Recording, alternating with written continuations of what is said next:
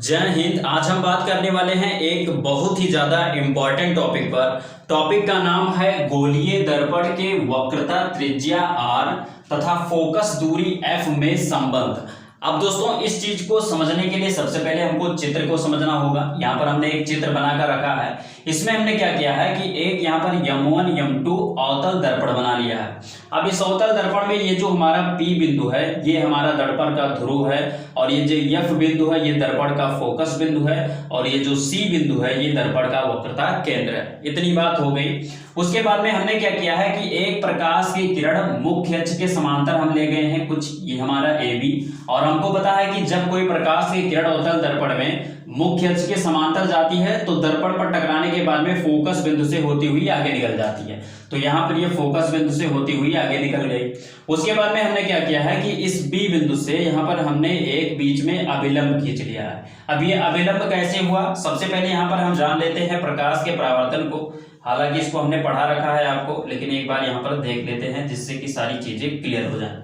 यहाँ पर क्या है कि हम बताए थे आपको कि यदि कोई प्रकाश की किरण किसी चिकने तल पर जाकर पड़ती है तो वह जब वो चिकने तल पर पड़ेगी तो उसी माध्यम में वापस लौट जाती है। तो ऐसे कंडीशन में ये वाली जो प्रकाश की किरण होती है इसको हम बोलते हैं आपतित किरण। आपतित किरण। और उसके बाद में ये जो हमारे प्रकाश की किरण होती है जो चिकने तल से टकराने के बाद वापस लौटती है इसको हम बोलते हैं परावर्तित किरण। परावर्तित किरण। तो ये हमारा परावर्तित किरण हो जाती है। साथ में यहाँ पर क्या है कि अगर हम इन आपतित किरण और परावर्तित किरण के मध्य में एक हम यहाँ पर रेखा खींच दें तो ये जो हमारी रेखा होगी ये क्या हो जाएगी, हमारी अभिलंब हो जाएगी। ये हमारी हो जाएगी अभिलंब। तो ठीक ऐसे कंडीशन में अगर हम इस चित्र में देखें तो यहाँ पर A से लेकर B तक जो हमारी प्रकाश की किरण गई है अर्थात ये चिकने तल यानी दर्पण पर टकराई है तो ये प्रकाश की किरण कौन सी हुई, हमारी आपतित किरण हुई। उसके बाद में जैसे ही ये दर्पण पर टकराई, टकराने के बाद में उसी माध्यम में वापस लौटी तो ये वापस लौटने वाली प्रकाश की किरण जो हमारी है वो कौन सी किरण है, परावर्तित किरण है। उसके बाद में अगर हम इसके बीच में यहाँ पर एक रेखा खींच दिए तो ये रेखा हमारी क्या कहलाएगी, अभिलंब कहलाएगी। इतनी चीज हो गई। साथ में हमने आपको प्रकाश के परावर्तन में बताया था कि अगर ये जो हमारी आपतित किरण है और ये जो अभिलंब है इसके मध्य में ये जो कोण बनता है इसको हम बोलते हैं आपतन कोण, और इसको हम I से लिखाए थे। उसके बाद में ये जो हमारा परावर्तित किरण होता है और अभिलंब होता है इसके मध्य में जो कोण बनता है इसको हम R से लिखाए थे, और ये हमारा कोण कहलाता है परावर्तन कोण। अब ध्यान दीजिए, एक चीज हमने बताया था कि ये जो आपतन कोण और परावर्तन कोण होता है ये एक दूसरे के बराबर होते हैं, अर्थात यहाँ पर I बराबर R है। तो यहां से हमने क्या जान लिया कि यहाँ पर जो हमारे आपतन कोण होते हैं और परावर्तन कोण होते हैं ये बराबर होते हैं। ऐसे कंडीशन में अगर इस चित्र में देखा जाए तो यहाँ पर क्या होगा, A B C ये हमारा क्या है, ये वाला कोण ये आपतन कोण है, और हमारा ये C B F ये वाला कोण क्या है, परावर्तन कोण है। अर्थात ये दोनों कोण क्या होंगे, हमारे बराबर होंगे। तो इस चीज को हम जान चुके हैं। सबसे पहले इसको यहां से अब हम मिटा देते हैं, फिर अपने मेन मुद्दे पर बात करते हैं। जो हमारा मेन मुद्दा है वो क्या है कि हमको पता क्या चल चुका है कि जो हमारा परावर्तन के नियम से ये जो हमारा आपतन कोण है और परावर्तन कोण है ये बराबर है। अर्थात यहां पर हम लिख सकते हैं, क्या लिख सकते हैं, परावर्तन के नियम से, परावर्तन के नियम से, परावर्तन के नियम से हम क्या लिख सकते हैं, ध्यान दीजिए, कोण ABC ये हमारा आपतन कोण हो गया, बराबर किसके होगा, परावर्तन कोण के, अर्थात CBF के बराबर होगा। तो यहां से हम क्या लिख सकते हैं, कोण ABC बराबर कोण CBF। तो यहां पर हम लिखते हैं CBF। तो ये हमारा हो गया पहला इक्वेशन, इसको हम बना लेते हैं। यहां से हमने परावर्तन के नियम से इस चीज को लिख लिया। उसके बाद में अब चित्र में दोबारा दूसरी चीज देखिए, ध्यान दीजिए, यहां पर अगर हम ये जो ABC है और उसके बाद में जो BCF है, अर्थात इस चीज को यहां से हम बाहर निकालते हैं। यहां पर ये कुछ इस प्रकार से AB और ये कुछ इस प्रकार से है और ये कुछ इस प्रकार से, ये हमारा A वाला बिंदु हो गया, ये वाला हमारा B बिंदु हो गया, ये वाला हमारा C बिंदु हो गया और ये वाला हमारा F बिंदु हो गया। ये वाला चित्र हमने ये वाला भाग ऐसे निकाल लिया। तो ऐसे कंडीशन में देखो ये वाला हमारा आपतन कोण है, ये वाला कोण है, ठीक है, और यहाँ पर अगर इसको कोण बनाया तो ये वाला कोण यहाँ पर आ जाएगा। तो ऐसे कंडीशन में देखो ये दोनों कोण एक दूसरे के क्या हैं, एकांतर कोण है। और हम आपको बताना चाहेंगे कि जो एकांतर कोण होते हैं वो बराबर होते हैं। तो ऐसे कंडीशन में यहां से हम क्या लिख सकते हैं, कोण ए बी सी बराबर कोण बी सी एफ। तो यहां पर क्या हो जाएगा, बी सी एफ, अर्थात कोण ए बी सी बराबर बी सी एफ, ये वाला हमारा हो जाएगा। तो यहां पर अब हम क्या लिखेंगे, आगे लिखेंगे एकांतर कोण से, एकांतर कोण से। तो ऐसे कंडीशन में हमें क्या मिला, ये मिला कोण एबीसी बराबर, यहां पर हमारा हो जाएगा कोण ए बी सी बराबर कोण बी सी एफ। ध्यान दीजिए हमने क्या किया कि ये वाला जो कोण है अर्थात ये कोण, और उसके बाद में यहाँ पर ये वाला जो कोण है ये वाला कोण, ये दोनों बराबर है। तो दोनों चीजों को हमने यहाँ पर लिख लिया, एकांतर कोण से हो गए। तो यहां से हमको क्या मिल गया, यहां से हमको दो समीकरण मिल गए। यहां पर हमने फर्स्ट नंबर समीकरण बना दिया और ये हमारा हो जाएगा सेकंड नंबर समीकरण। अब ध्यान दीजिए हम क्या करेंगे कि इस फर्स्ट और सेकंड नंबर समीकरण को ध्यान से देखेंगे। देखो यहां पर भी एबीसी का मान दिया गया है और यहां पर भी एबीसी का मान दिया गया है। तो हम क्या करेंगे कि इस एबीसी का मान क्या है, सीबीएफ, तो इस सीबीएफ को उठाकर इसके स्थान पर रख देंगे। तो यहां पर हम क्या लिखेंगे, समीकरण फर्स्ट व सेकंड से, ठीक है। समीकरण फर्स्ट व सेकंड से हमें क्या करना है, इस वाले मान को उठाकर इस एबीसी के स्थान पर रख देना है, क्योंकि ये एबीसी का मान है। तो हमारा हो जाएगा कोण C B F is equal to कोण बी सी एफ, ये हमको मिल गया। अब ध्यान दीजिए यहां पर ये जो मिला है ये एक्चुअली है क्या, इस पर बात करते हैं। यहां पर लिखा है सी बी एफ, देखो यहां पर सी बी एफ अर्थात ये वाला कोण, ठीक है, परावर्तन कोण, और किसके बराबर है, बी सी एफ के, यानी कि बी सी एफ के। इसको बाहर निकालते हैं, ध्यान दीजिए ये वाला चित्र हम बाहर निकालते हैं। ये कुछ ऐसे बना है हमारा चित्र, ये इस प्रकार से, ठीक है, यही तो हमारा बना है। ये हमारा है सी, ये हमारा है बी और ये हमारा है एफ, यही तो बना है। यहां पर ये कोण और यहां पर ये कोण, देखो यहां पर क्या लिखा है, C B F, C B हो गए। तो ये हमारा ये वाला कोण हो गया और उसके बाद में ये वाला जो है ये हमारा ये वाला कोण हो गया। तो ये दोनों कोण क्या है, यहाँ पर बराबर है। अब ध्यान दीजिए जब एक ही त्रिभुज में दो कोण बराबर होते हैं तो उनके सम्मुख भुजा भी बराबर होती है। मतलब समझिए कि अगर ये दोनों कोण बराबर हैं तो इनके सामने वाली भुजा भी बराबर होगी, अर्थात इस कोण के सामने वाली भुजा ये हो जाएगी और इस कोण के सामने वाली भुजा ये हो जाएगी, ये दोनों भुजा बराबर होंगी। तो यहां पर हम क्या लिखेंगे, यहां पर लिखेंगे चूंकि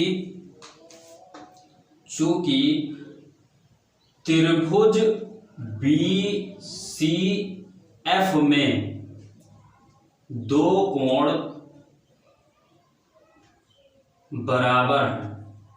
बराबर हैं या समान हैं, अतः उनके सम्मुख भुजा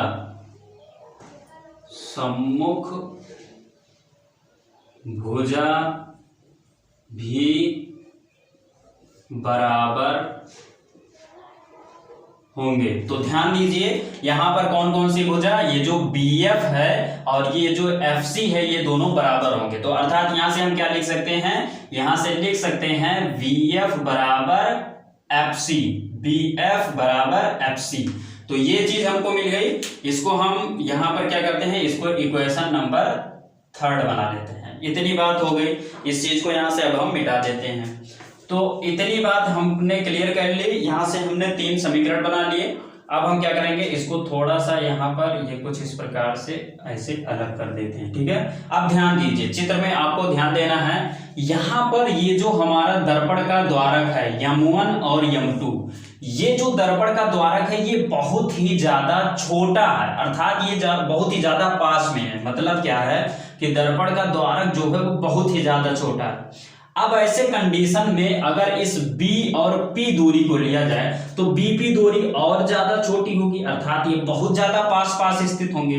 तो ऐसे कंडीशन में क्या होगा, अगर हम F से लेकर B तक की दूरी को ले तो ये कुछ इस प्रकार से होगा, और ऐसे F से लेकर P तक की दूरी ले तो ये कुछ इस प्रकार से ऐसे ये होगा, क्योंकि ये जो बिंदु हैं B और P ये बहुत ही ज्यादा समीप हैं। क्यों? क्योंकि दर्पण का द्वारक बहुत ज्यादा छोटा है, ये वाला जो द्वारक है ये बहुत ज्यादा छोटा है, इस कारण से ये B और P बिंदु जो होंगे वो बहुत पास पास होंगे। तो ध्यान दीजिए यहां पर अगर हम देखें, ये हमारा F हो जाएगा, ये हमारा B हो जाएगा, ये हमारा P हो जाएगा, ठीक है। अब ध्यान दीजिए ये जो हमारा BF है ये PF के लगभग बराबर होगा। क्यों? क्योंकि यहां पर आप देख सकते हैं ये दोनों बहुत ज्यादा समीप हैं, तो समीप होने के कारण ये जो BF है और जो PF है ये दोनों, ये दूरी और ये दूरी लगभग बराबर होगी। तो ऐसे कंडीशन में हम क्या लिख सकते हैं, यहां पर लिखेंगे चूंकि दर्पण का द्वारक छोटा है, अतः हम क्या लिख सकते हैं, ये जो दूरी है BF दूरी जो है ये PF के लगभग बराबर होगी। तो यहां से हम लिख सकते हैं BF बराबर PF। क्या हमने लिखा, चूंकि ये जो BF दूरी है ये PF के बराबर होगी क्योंकि ये द्वारक बहुत ज्यादा छोटा है, ठीक है। यहां से आप समझ चुके। तो ये इतनी बात हो गई, इसको इक्वेशन नंबर 4 बना लेंगे, इतनी बात हो जाएगी। तो इसको हम क्या करेंगे, इसको इक्वेशन नंबर 4 बना लेंगे, इतनी बात हो गई। अब हम क्या करेंगे, मेन मुद्दे पर आएंगे। हमको क्या करना है, सिंपल से ध्यान से देखिए, यहां पर अगर हम चित्र में देखें तो C से लेकर P तक की जो दूरी अर्थात ये जो PC दूरी है, यहां पर जो PC दूरी है इसके बराबर हम क्या लिख सकते हैं, P से लेकर F तक की दूरी प्लस F से लेकर C तक की दूरी। ध्यान दीजिए ये जो पूरी हमारी P से लेकर C तक की दूरी है अर्थात वक्रता त्रिज्या जो हमारी है ये किसके बराबर होगी, ये P से लेकर F तक की दूरी प्लस F से लेकर C तक की दूरी, दोनों जोड़ दिया जाए तो इसके बराबर हो जाएगी। अर्थात PC बराबर हम क्या लिख सकते हैं, PF प्लस क्या हो जाएगा, FC। तो यहां पर हो जाएगा FC। अब ध्यान दीजिए यहां पर अगर देखें तो यहां पर आपको मिला है FC का मान क्या मिला है, BF मिला है, ठीक है। तो यहां पर हम क्या करेंगे, समीकरण थर्ड से लिखेंगे, समीकरण थर्ड से। तो समीकरण थर्ड से हमें क्या मिला है, FC के स्थान पर हम क्या लिख सकते हैं, BF लिख सकते हैं। तो ऐसे कंडीशन में हम लिख सकते हैं PC बराबर PF, क्या है हमारा PF प्लस FC के स्थान पर क्या हो जाएगा, FC के स्थान पर BF हो जाएगा। तो ये BF हो गया, ठीक। अब ध्यान दीजिए अगर हम समीकरण नंबर 4 में देखें तो यहां पर हमें BF का मान क्या दिया गया है, PF दिया गया। तो फिर से क्या लिखेंगे, समीकरण 4 से, समीकरण 4 से। तो समीकरण 4 से क्या दिया गया है, यहां पर जो BF का मान है वो क्या दिया गया है, PF। तो इस BF के स्थान पर हम इस PF को रख देंगे। तो कुल मिलाकर जो हमको मिलेगा वो क्या मिलेगा, PC बराबर मिलेगा PF प्लस BF के स्थान पर क्या हो जाएगा, PF हो गया, ठीक। अब यहां पर PC बराबर क्या हो जाएगा, 2PF, क्योंकि PF 2PF हो जाएगा।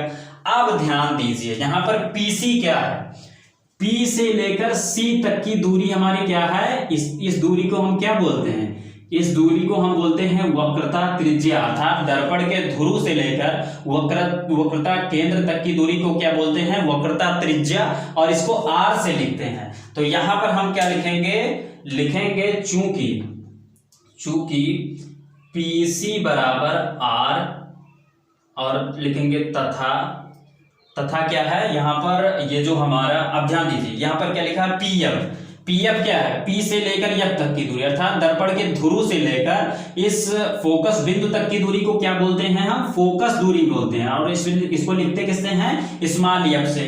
तो यहां पर हमारा क्या हो जाएगा, PF is equal to small f। तो अब हम क्या करेंगे, इस चीज का मान यहां पर हम रख देंगे इस वाले समीकरण में। तो हमारा हो जाएगा PC के स्थान पर क्या हो जाएगा, R। तो यहां पर हम लिखेंगे R इज इक्वल टू, और यहां पर हमारा हो जाएगा 2, और PF के स्थान पर F हो जाएगा। तो यहां पर F हो गया। अब ध्यान दीजिए अगर हम यहां पर पक्षांतर कर लें तो होगा क्या, हमारा हो जाएगा F is equal to r/2। तो यही है हमारा जो फोकस दूरी और वक्रता त्रिज्या है, इसमें संबंध। मतलब यहां से क्या निकल रहा है कि ये जो हमारी वक्रता त्रिज्या है इसकी आधी होती है हमारी फोकस दूरी। क्या निकला यहां से, मतलब कि जो हमारी फोकस दूरी होती है वो वक्रता त्रिज्या की आधी होती है। आई होप कि ये वीडियो आप सभी को अच्छी लगी होगी। वीडियो अच्छी लगी तो वीडियो को लाइक कीजिए, और दोस्तों यदि आप नए हैं हमारे चैनल पर तो चैनल को सब्सक्राइब कर प्रेस कर लीजिए बेल आइकन को, जिससे कि आपको नए वीडियो का अपडेट मिलता रहे। तो दोस्तों बस यहीं पर दीजिए इजाजत। जय हिंद, वंदे मातरम।